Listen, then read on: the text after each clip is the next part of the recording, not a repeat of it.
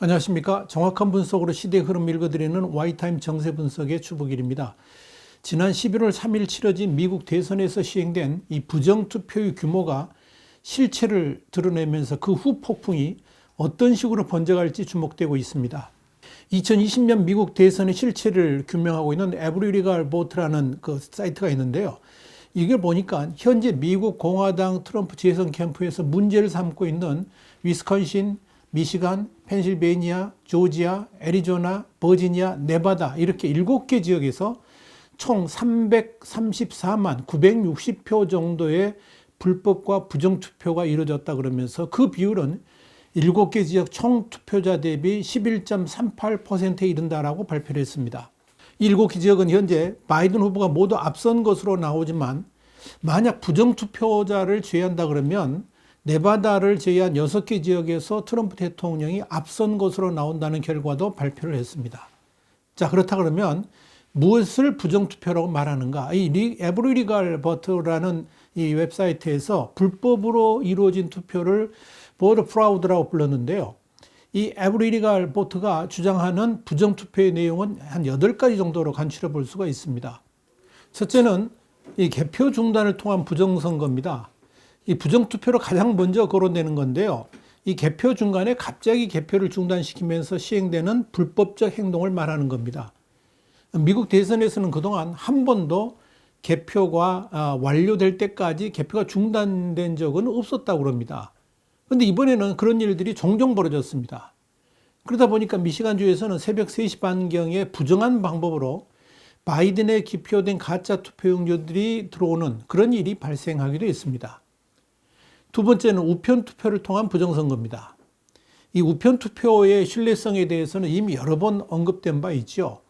트럼프 대통령도 이미 우편투표의 문제점을 거론하면서 여기에 대해서 문제를 삼겠다 이렇게 지적을 했었습니다.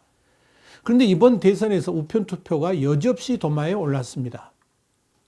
특히 그 위스콘신이라든지 펜실베이니아, 조지아, 미시간, 메인주 등에서는 우편투표가 조작되지 않고서는 일어날 수 없는 일들이 일어났다. 이렇게 이 매체는 주장하고 있습니다. 세 번째는 개표 참관인 불을 통한 부정선거입니다. 개표에서 무엇보다 우선되는 것은 개표 과정의 투명성이죠. 그런데 이 개표장에 공화당 참관인들의 진입을 불허하고 민주당 참관인 또는 주 관리 공무원들로만 개표를 진행했다 그러면 이건 틀림없이 부정적인 방법이 사용되었다는 것을 보여주는 겁니다. 그런데 이번 대선에서 펜실베이니아, 위스콘신, 미시간, 애리조나, 네바다에서 민주당 요원들은 공화당 참관인들의 진입을 막았다고 합니다. 여기에 대해서 공화당 측의 로버트 반스 변호사는 만약 숨길 것이 없다면 투개표 과정에 왜 참관인들의 진입을 막았겠는가 그러면서 이 모든 것들이 부정선거를 자행했다는 것을 인정하는 것이라고 주장을 했습니다. 네 번째는 유권자 명부를 초과하는 투표용지 숫자입니다. 이건 말도 안 되는 거죠. 가장 큰 문제 중에 하나입니다. 이번 대선에서 여러 주에서 유권자 명부보다 많은 투표용지들이 나타났다. 이렇게 주장합니다. 특히 위스콘신주에서는 그야말로 상상하기 어려운 투표율을 나타내면서 등록된 유권자 수를 훨씬 넘는 상황도 발생을 했습니다. 이건 부정투표라고 말할 수밖에 없는 거죠. 다섯 번째는 개표 과정에서의 부정입니다. 이번에 새롭게 드러난 부정투표 유형인데요. 도미니언 시스템을 이용한 개표입니다. 이건 아예 온라인으로 외부와 연결돼 가지고 개표가 조작되었다는 의혹을 받고 있습니다. 특히 이 시스템은 미시간과 조지아, 필라델피아 등에서 트럼프 표를 바이든 표로 바꿔치기 하는 것들이 들통나면서 문제가 됐죠.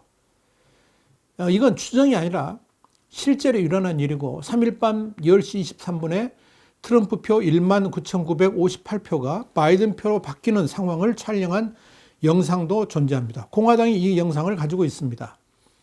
주 당국은 단순한 소프트웨어 실수라고 해명을 하고 있죠. 여섯 번째는 1인 1투표지 룰이 파기됐다는 겁니다. 민주주의 선거에서 가장 중요한 건 1인 1투표여야 되죠. 그런데 이번 대선에서는 한 사람이 여러 장을 투표하는 경우들이 발생했습니다. 일곱 번째는 속속 드러나는 사망자들의 투표입니다. 이번 대선에서 정말 문제가 된 것 중에 하나인데요. 사망자들이 줄줄이 무덤에서 일어나가지고 투표를 했다는 겁니다.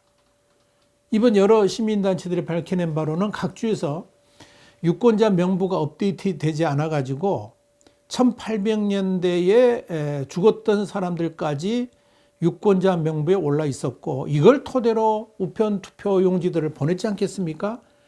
그래서 누군가는 개표를 했겠죠. 거기다 투표를 했겠죠. 그리고 곧바로 개표장으로 들어가는 일들이 발생을 했습니다.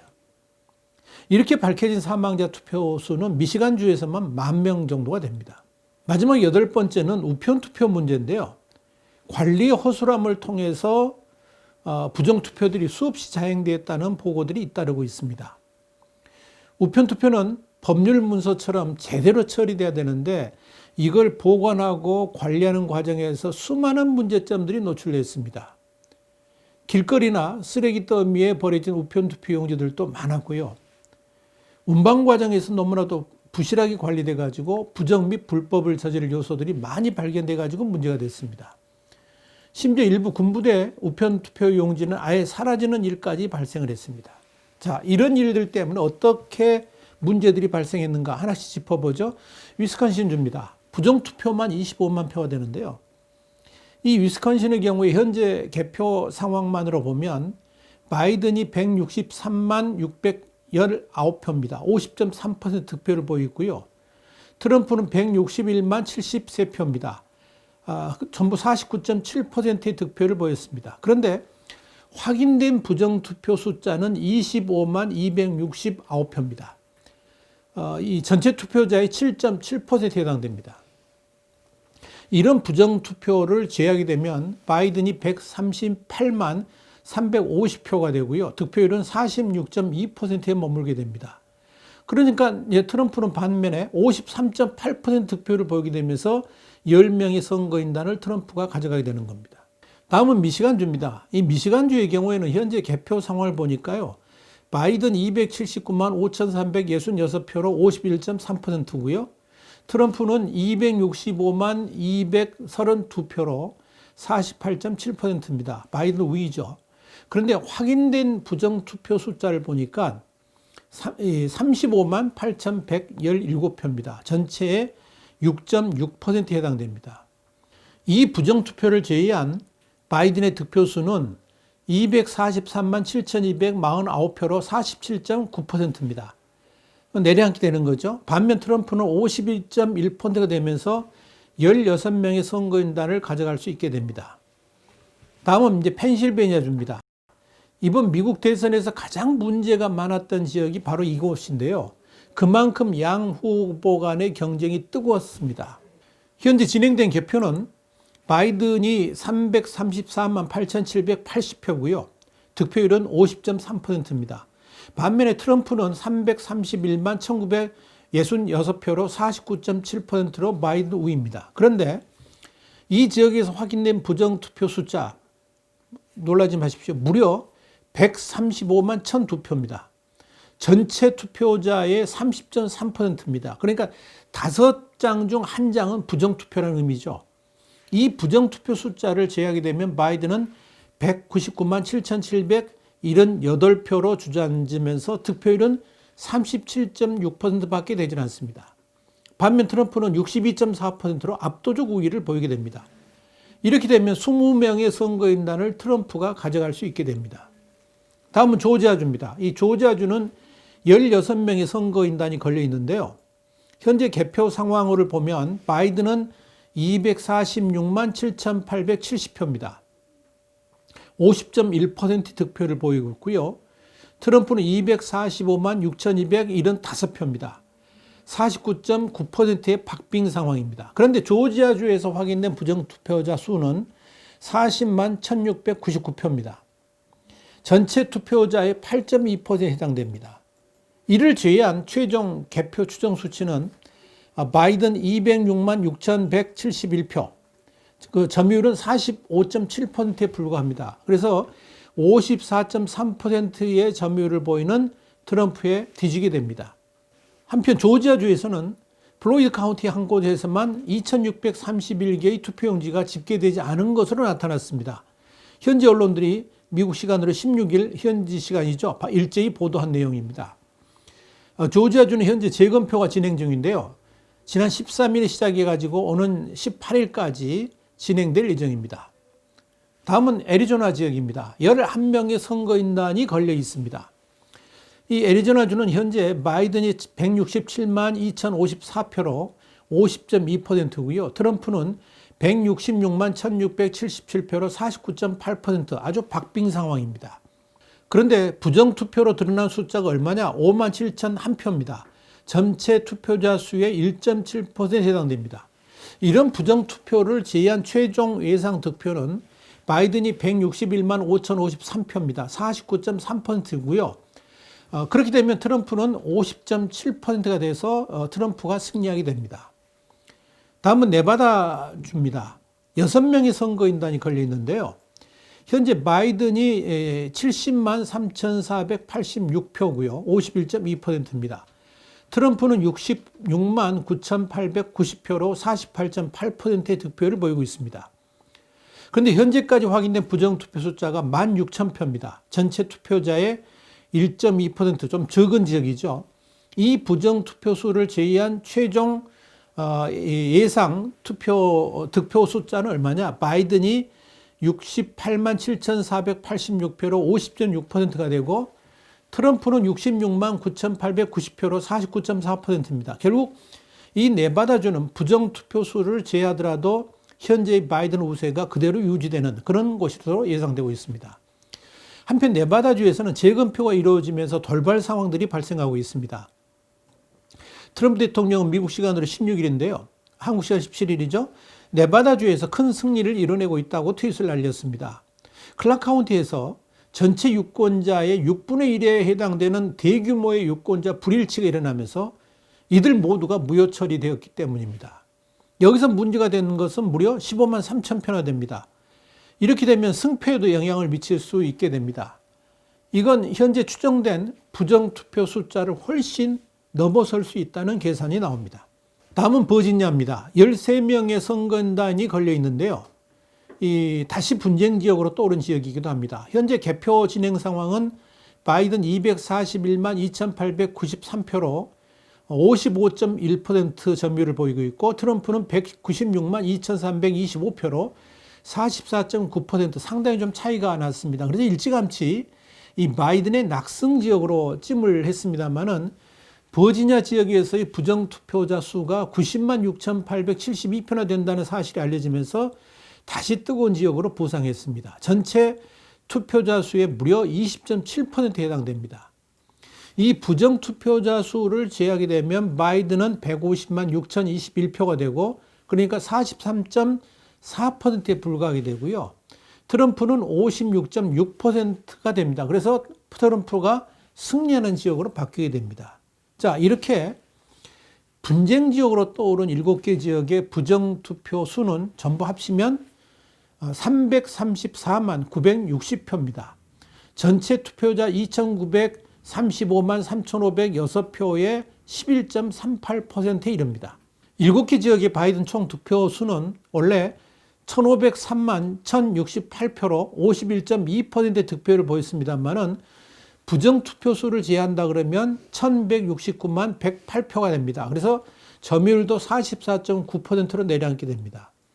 반면 트럼프는 1,432만 2,438표로 부정투표를 제외했을 때 55.1%의 점유율을 보여서 이 바이든을 압도한다는 결과가 나옵니다. 자, 이런 부정투표 규모가 알려지면서 도널드 트럼프 대통령은 15일 미국 시간입니다.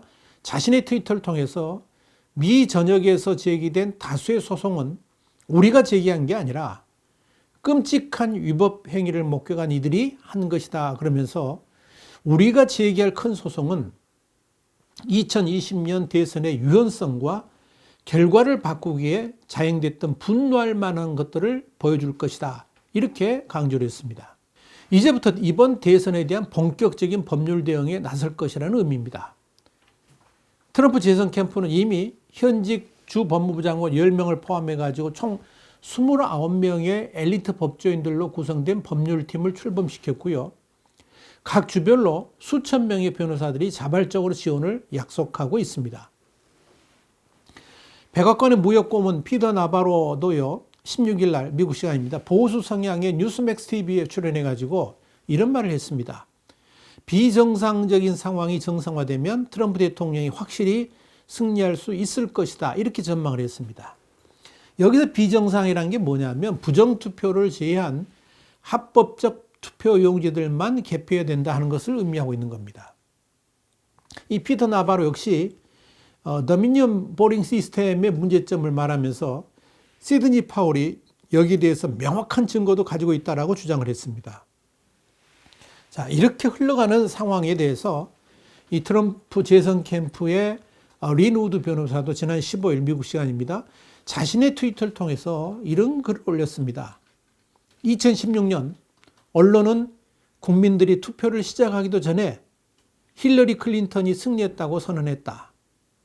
또 2020년에는 대부분의 미디어들은 투표가 끝나자마자 바이든이 승리했다고 선언했지만 그는 졌다. 이렇게 썼습니다. 그러면서 그는 더 이상 언론을 믿지 말라. 미디어의 거짓말은 곧 드러날 것이다. 라고 주장을 했습니다. 그리고 트럼프 대통령도 미국 시간으로 15일, 우리나라 시간으로 16일인데요. 우리는 이겼다라는 강렬한 트윗을 날렸습니다. 자, 이걸 보면 미국 대선은 역시 끝날 때까지 끝난 것은 아닌 듯 싶습니다. 이 언론의 여망처럼, 그러니까 미국과 한국의 많은 대다수 언론들이 그렇게 지금 보도를 하고 있죠. 트럼프 대통령이 선거 결과에 시비를 걸지 말고 속히 바이든으로 교체되기를 바라는 그런 미국과 한국 주류 언론들의 꿈과 생각은 이미 물 건너간 것이 아닌가 보여집니다. 계속해서 우리 와이타임스는 미국 대선의 실체적 진실을 추적하면서 여러분께 알려드리도록 하겠습니다. 다음 시간에 다시 뵙겠습니다. 감사합니다.